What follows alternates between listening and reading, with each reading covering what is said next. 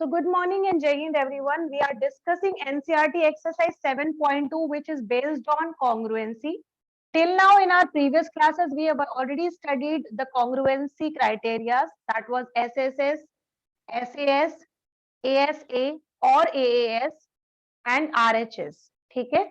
All the criteria we have already studied. Now we will apply criteria in the questions.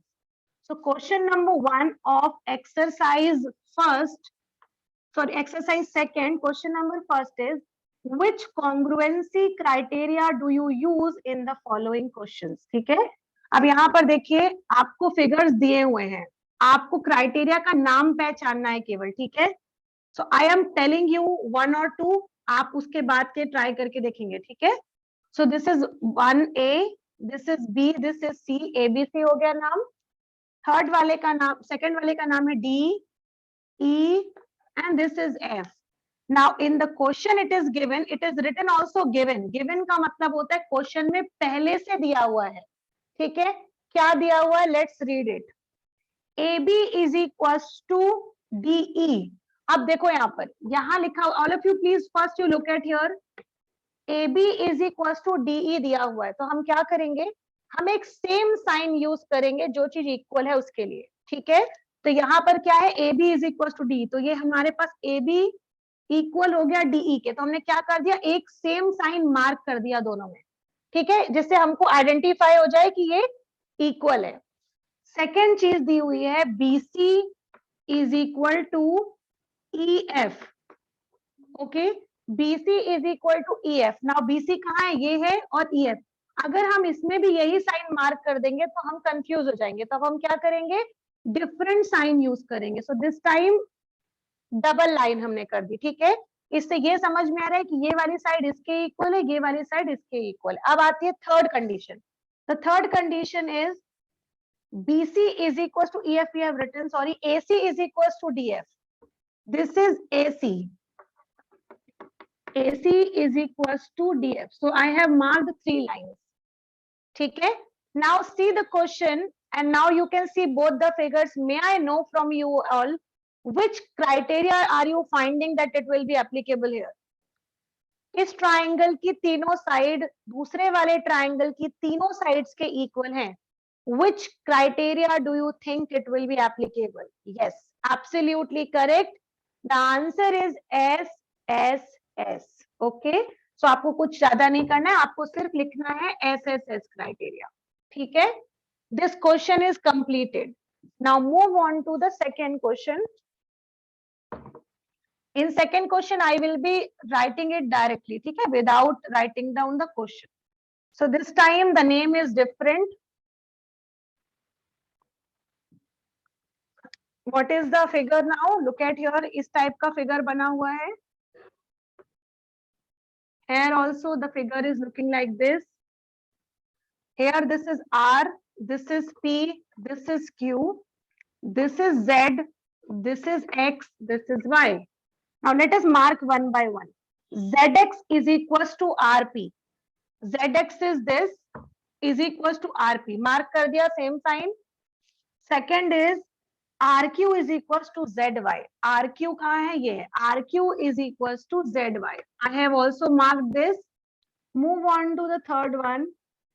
PRQ and ZXY. XZY, sorry.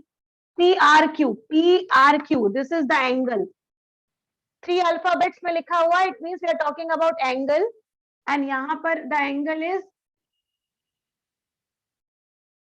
XZY. XZY, this angle only. Now look at here. Can you please tell me which criteria is being used here? Look at here. दो sides और उनके बीच में बना हुआ angle. Look at here properly. दो sides और उनके बीच में बना हुआ angle. It means the criteria is SAS. ठीक है. Remember, you have to mark first and then you have to think that which criteria is being used. Because अगर आप केवल उसको नाम से पढ़ोगे तो आप समझ नहीं पाओगे, है ना. तो पहले मार्क करेंगे तो आपको डायग्राम आराम से समझ में आने लग जाएगा कि which criteria is used here, है ना. अब आते हैं थर्ड में. थर्ड वाला आप बताइए. The third figure is drawn like this. This is L, this is M, and this is N. In this, the figure is like M, F, G, H. Okay, अब क्वेश्चन को read करते हैं. It says that angle MLN and FGH, L and G. So this is L and G. ये दोनों आपस में equal है, mark कर दिया हमने because this is angle. Second, it is telling M and F. This is M and this is F. This is also given equal. Then it is given ML is equals to FG. ML is this and FG is this. अब आप मुझे बताइए which criteria is used in this. Yesterday we have studied this criteria. Yes. दो angles और उनके बीच की side. Look at here. Yes. This is angle. यहाँ पर भी angle and बीच की side. मतलब the criteria is ASA. है ना? ASA. Do not write it down AAS because यहाँ directly visible हो रहा है that we are using here ASA. ठीक है? This is also completed now. ASA. Move on to the last question, that is a D. So D I am drawing here only. This is the figure of D.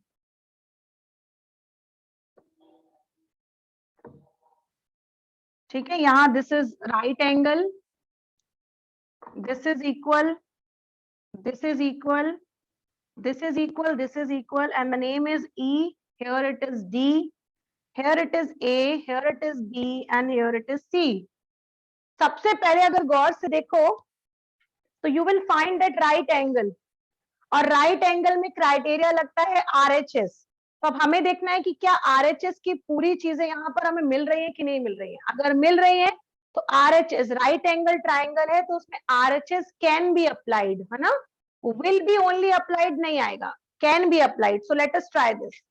Right angle दोनों triangle में है. पहली चीज हमको R मिल गई. This is the side which is called hypotenuse. Why hypotenuse? Because it is just in front of right angle. So it means the hypotenuse is equal in both the cases. So हमको R मिला था, हमको H भी मिल गया. अब एक और side भी equal होना चाहिए. So now look at here. This side is equal to this side. It means you can say that RHS is applied in question number D. Fine. Now I think question number 1 is understood by you all. Yes or no? Please reply in the chat box, please.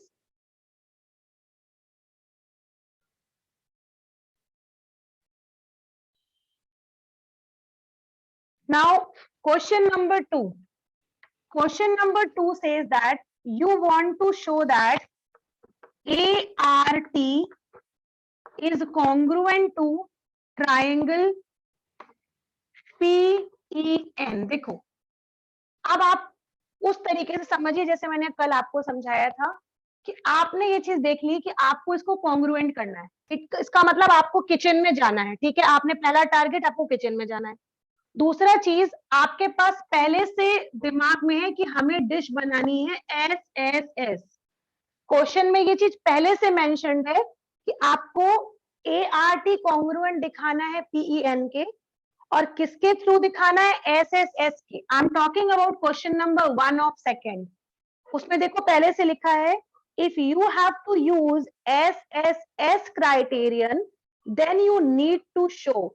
It means अगर हमें SSS use करना है और हमारे पास दो triangle है, दोनों का नाम है, एक का नाम है आपके पास ART, दूसरे वाले का नाम है आपके पास PEN. I am drawing that to PEN.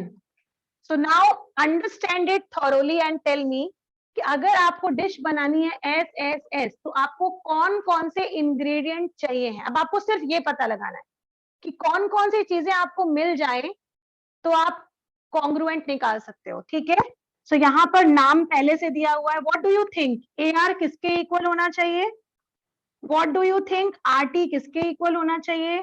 And what do you think? AT किसके इक्वल होना चाहिए? Think of it. इसमें करस्पॉन्डिंग वाला कॉन्सेप्ट यूज करिए, आपका आंसर एक बार में आ जाएगा.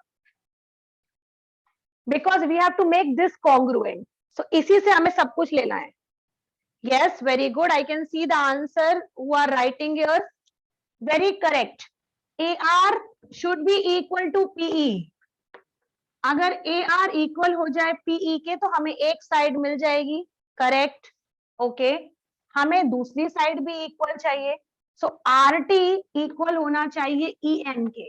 ये भी ठीक है. अगर RT इक्वल हो जाए EN के तो हमें दूसरी साइड भी मिल जाएगी. And the last one AT first and third मतलब PN मीन्स AT इक्वल होना चाहिए PN के. Then you will get the triangle congruent. Now look at here. हमें पहले से क्लियर था कि हमें SSS यूज करना है. हमने केवल उसके पार्ट्स लिखे हैं कि कौन से पार्ट्स अगर हमें इक्वल मिल गए तो ये वाला ट्राइंगल SSS से कॉन्ग्रुएंट हो जाएगा. ठीक है. अब ये वाला question finish. Only you have to write down this. Now the second one, it is telling that you have to make the triangle congruent by SAS. ठीक है. आपको SAS लगाना है. ठीक है. So I'm going to rub this now and we are doing now second one. The criteria is SAS. अब आप use करिए दिमाग जो क्वेश्चन में लिखा हुआ है. I'm rubbing this because it was the part of first question. Okay, this is drawn here. It is telling we have to use SAS. Now this time you are going inside the kitchen and you have to prepare the dish of SAS. Now for preparing the dish of SAS, आपको पहले से पता है कि T और N आपस में equal है. T and N पहले से आपको इक्वल है. So अब आप बताइए आपको एक्स्ट्रा क्या चाहिए. RT किसके इक्वल होना चाहिए एंड PN किसके इक्वल होना चाहिए. For making SAS, think of it. Write it down in the chat box. I'm reading out the answer of everybody. Very true, very correct. Yes, correct answer. Now look at here.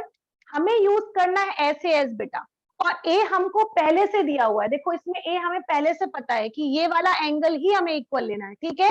तो SAS क्या होता है. अगल बगल की side. तो अगल बगल की साइड का मतलब ये हुआ कि ये वाला पहला RT ये हो जाएगा EN के इक्वल और ये वाला हमारे पास AT ये हो जाएगा इक्वल इसके. खत्म. So RT will be equal to EN and PN will be equal to AT. Finished. Just as simple as the name. देखो नाम हमेशा नाम में छिपा होता है कि करस्पॉन्डिंग पार्ट क्या है. ठीक है. अगर आपको नाम रीड करना आता है आपको सारे आंसर्स वहीं मिल जाएंगे. So this is also completed. Now move on to the third one. If you have to use ASA criteria, now this time you have to use ASA criteria for the same triangle. ठीक है. So यहाँ पर इस बार हम रब कर रहे हैं and this time I need ASA. And the side which we want for ASA is already given in the question. Let me take it. Yes. For ASA, the side is given here. AT is equals to PN. AT is equals to PN. तो पहले से हम mark कर देते हैं. This is AT and this is PN. ये हमें पहले से पता है. Now what do you say? कौन से दो एंगल की जरूरत पड़ेगी. Because ASA कहता है बीच की साइड अगल बगल के angle. Now think of it and tell me what will come. Which two angles you require to be equal? Think of it. Tell me the parts. Yes, correct. अगर हम बात कर रहे हैं बेटा ASA की तो हमें साइड पहले से पता है AT. अगल बगल के एंगल चाहिए तो AT के पास कौन कौन से एंगल बने. एक तो ये बना है A और एक ये बना है T. सो इस मीन्स A होना चाहिए इक्वल P के और T इक्वल होना चाहिए N के. सो फिनिश्ड. A होना चाहिए इक्वल आपके पास P के और T इक्वल होना चाहिए आपके पास N के. Finished. Just according to the names. Now question number 3. Question number 3 says that you have to show that triangle AMP is congruent to triangle AMQ. Please again watch your book. It is written here. दो figure बने हुए हैं पहले से बेटा, आपको केवल ये बताना है कि आप रीजन क्या लिखोगे. What is the reason of writing congruent and writing equal? See here, very simple question again. Question number 3.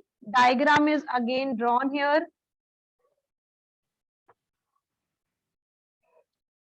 आपने अभी तक देखा होगा हर क्वेश्चन जो अभी तक हम कर चुके हैं, every question has one word answer. This is M, this is Q. Mark किया हुआ है पहले बेटा, मार्क हमेशा देखा करिए, है ना. जो सेम मार्क है मतलब they are equal. Now look at here, question में पहले से लिखा हुआ है कि आपको लिखना है triangle AMP is congruent to triangle AMQ. ठीक है, ये पहले से आपको पता है कि आपको ये इक्वल करना है, कॉन्ग्रुएंट करना है. नाउ इट इज टेलिंग आपको रीजन लिखना है. PM is equal to QM. Now look at here, पहले से पता है हमको, ये दिया हुआ है देखो, PM एंड QM, ये पहले से हमें इक्वल दिया, हमने इसको कुछ किया नहीं है, तो इसका रीजन क्या होगा? इसका रीजन होगा गिवन. हमें ये चीज दी हुई थी. Only you have to write it down, the reason given. This was given in the question कि ये दोनों इक्वल हैं, हमने कुछ नहीं किया इसमें. ठीक है, तो पहला रीजन हो गया given. Move on to the second one. It is telling angle PMA is equal to angle QMA. What is PMA? This is PMA and this is QMA. ये दोनों इक्वल मार्क है पहले से, इसमें भी हमने कुछ नहीं किया. We have not done anything. It was already given. So this is also the reason given. जब कोई चीज आप खुद से करोगे तब आप उसमें अलग रीजन लिखोगे, बट ये भी अगेन क्या है, गिवन है. अब आती है बारी थर्ड थिंग की AM is equals to AM. Now look at here. पहले देख ले AM है क्या. This is AM side. अब अगर आप गौर से देखो बेटा, so यहाँ दो ट्राइंगल बने, एक है ट्राइंगल नंबर 1, एक है ट्राइंगल नंबर 2. अगर आप ट्राइंगल नंबर 1 को देखते हो तो you will find this AM line comes. आती है, yes और no बताइए, ये लाइन है इसमें AM वाली, right it down, yes, okay. और अगर आप सेकेंड ट्राइंगल देखते हो तो सेकेंड ट्राइंगल में भी ये AM लाइन आ रही है, और जब एक ही लाइन दोनों में है तो क्या हो गई वो, common. You will write it down the reason that they are common. So now you can see we have written down the reason of all those. So हमने इसको भी मार्क कर दिया. अब आप मुझे बताइए that triangle AMP is congruent to triangle AMQ. May I know the reason? What is the reason? You tell me. Which criteria you are finding here?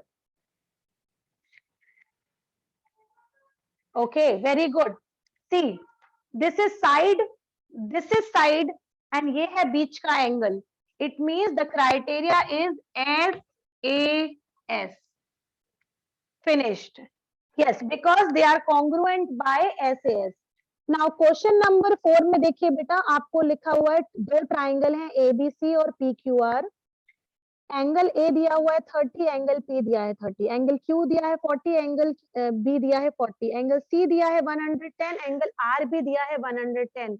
Means यहाँ दो ट्राइंगल हैं ABC और PQR, तीनों के तीनों एंगल इक्वल दिए हैं question में. और एक स्टूडेंट कहता है, नीचे लाइन लिखी हुई है, a student says that triangle ABC is congruent to triangle PQR by AAA congruency criteria. Is he justified? Why or why not? In the beginning only I taught this, that AAA is not the criteria, because any triangle, whether it is small or big, can have the angle sum 180 degree. Okay, so the side matters for congruency. So it means he is wrong. Student is saying wrong. Okay, and why? The reason is that the triangle which are big or small, they have the sum 180 degree. So here it is wrong. So question number 4 tak we have done it today only. Okay.